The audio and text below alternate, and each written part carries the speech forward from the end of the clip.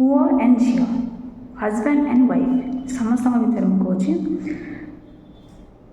Marriage कौन नुहति जो Manish marriage पूर्व रिलेसन झील मानक मुझे यहाँ समस्त कहे तुम्हें तो आज ना तो काली तो मैरेज हे ना से पुओ पाखे ही रूर्व रिलेसनशिप रहा जरूरी नुहे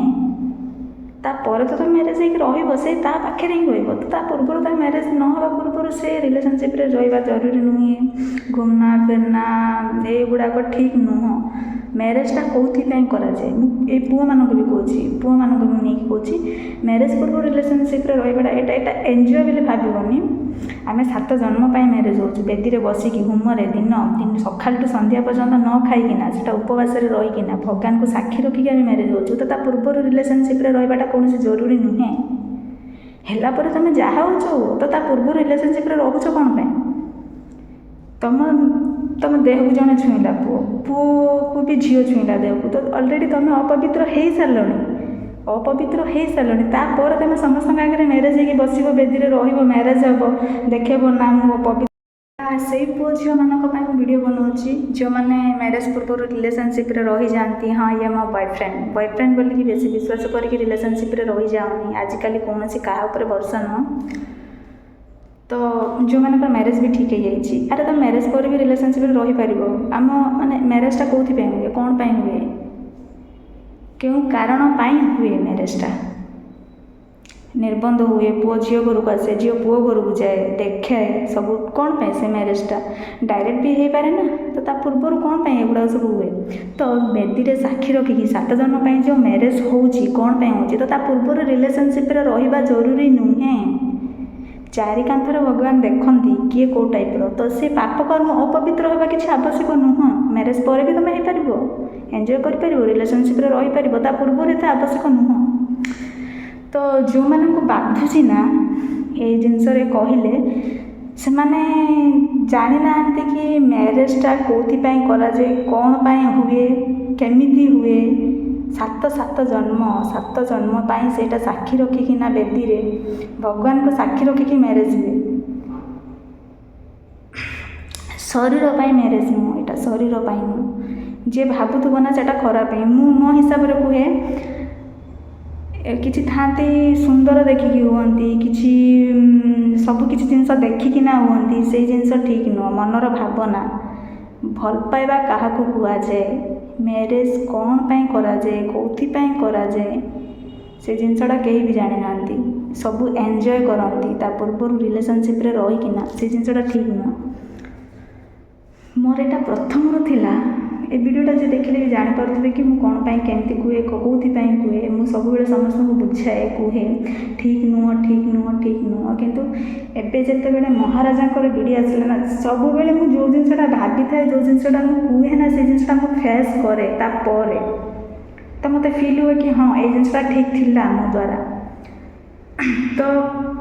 मुझे ये जिनसा कहवाई चाहे महाराजा को बहुत जन कही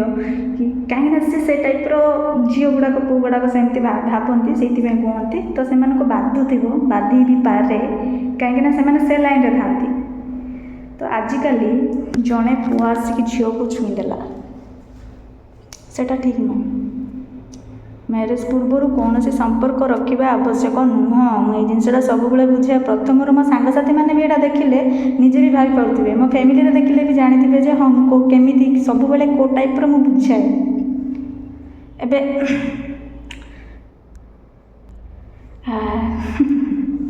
मो सब हस लगे कि किसी जिनिस बुझीपारती कई बुझा शक्ति कहार नए से जिनस गोटे निशा पागलामी हो जाए कि सेमती है ठीक नुह कहीं गोटे जिनस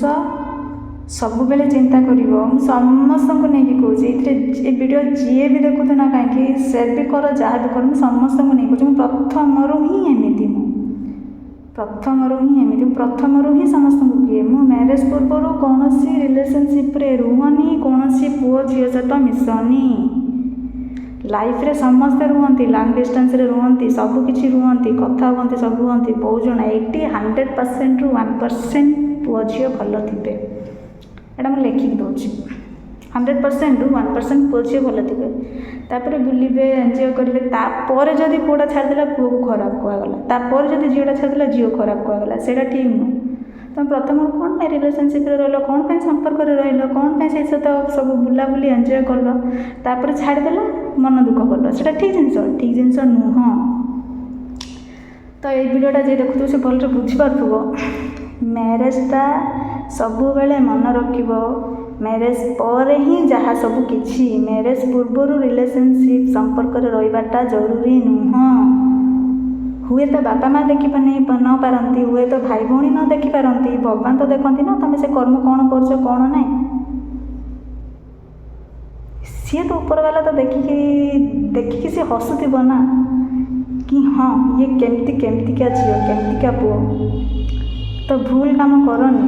ହଁ ମା ବାପା ଦେଖୁନାହାନ୍ତି ମୁଁ ଏନ୍ଜୟ କରିବି, ହଁ ମୋ ଭାଇ ଭଉଣୀ ଦେଖୁନାହାନ୍ତି ମୁଁ ଏନ୍ଜୟ କରିବି, ଠିକ୍ ଜିନିଷ ନୁହଁ। ମୁଁ ସମସ୍ତଙ୍କୁ ବୁଝାଏ, ଆଜି ପର୍ଯ୍ୟନ୍ତ ମୋ ଏଇ ଭିଡ଼ିଓଟା ଯିଏ ଦେଖୁଥିବ ସବୁ ଭାବିପାରୁଥିବେ କି ମୁଁ ସବୁବେଳେ ସମସ୍ତଙ୍କୁ ବୁଝାଏ ଭୁଲ ଜିନିଷ କରନି, ଭୁଲ ରାସ୍ତାରେ ଯାଅନି, ମା ବାପାଙ୍କ ନାଁ ଖରାପ କରନି, ସବୁବେଳେ କୁହେ। ତ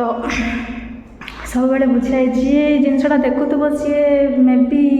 ମୋର ଗୋଡ଼ ଟାଣିବା ପାଇଁ ବହୁତ ଜଣ ବି ଥିଲେ, କିନ୍ତୁ ମୁଁ ସେ ଏଇଥିରେ ତ ନୁହେଁ, ଏଇଥିରେ ମୁଁ ତ କେବେ ମାନେ ଅଲଗା ଟାଇପ୍ର ଥିଙ୍କିଂରେ ଥାଏ। ମୋତେ ଇଚ୍ଛା ହିଁ ନୁହଁ କି